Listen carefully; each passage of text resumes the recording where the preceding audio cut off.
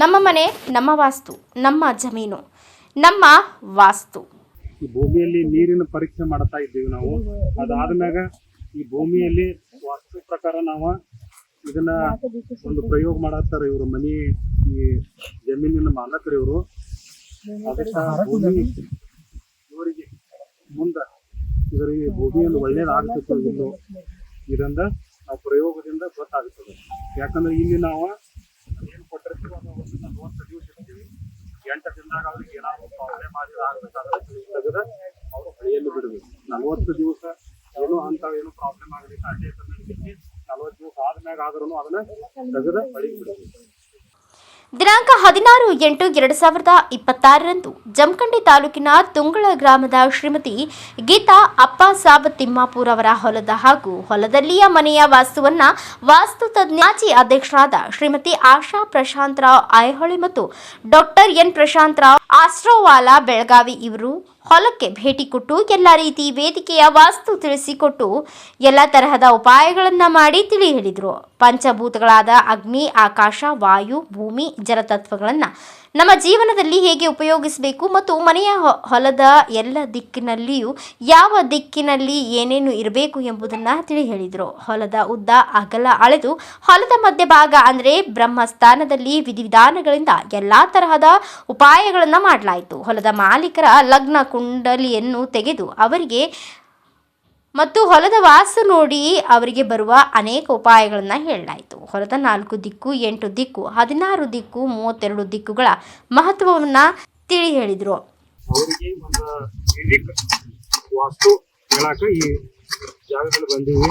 ಯಾಕಂದ್ರೆ ಇವ್ರದ್ದು ಏನೊಂದು ಕೈ ಇರ್ತದಲ್ಲ, ಒಂದು ಮೊಳಕೈದ ಹೈಟ್, ಒಂದು ಅಗಲ ಉದ್ದ ತೆಗೆದ ಅದರಲ್ಲಿ ಒಂದು ಇದು ಬ್ರಹ್ಮಸ್ಥಾನ, ಈ ಹೊಲದ ಬ್ರಹ್ಮಸ್ಥಾನ ನಾವೀಗ ಕಂಡು ಹಿಡ್ದ ಈ ಒಂದು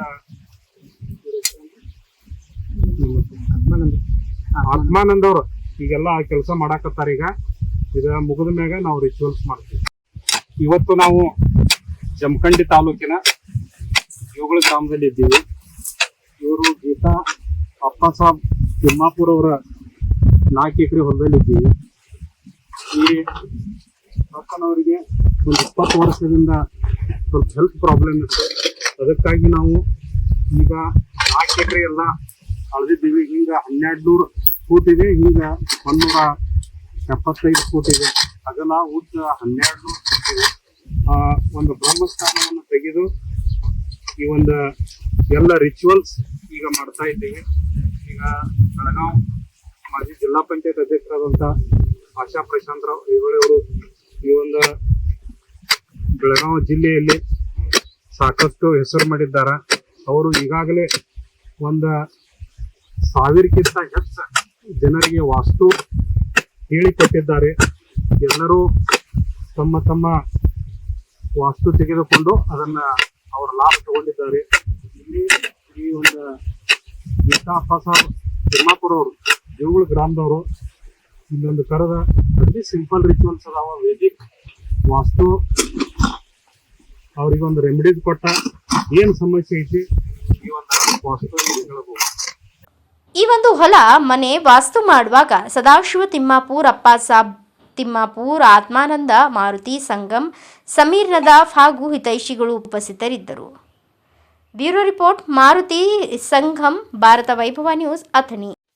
Thanks for watching. Read, discuss and debate with editor Dr. N. Prashant Rao. Wanted reporters in print, digital and visual media for Bharat Vaibhav Daily Newspaper, BV News 5 Channel and BV Fast Web News from all the talukas of Karnataka, Goa and Maharashtra. If interested, send your resume to 9019229369.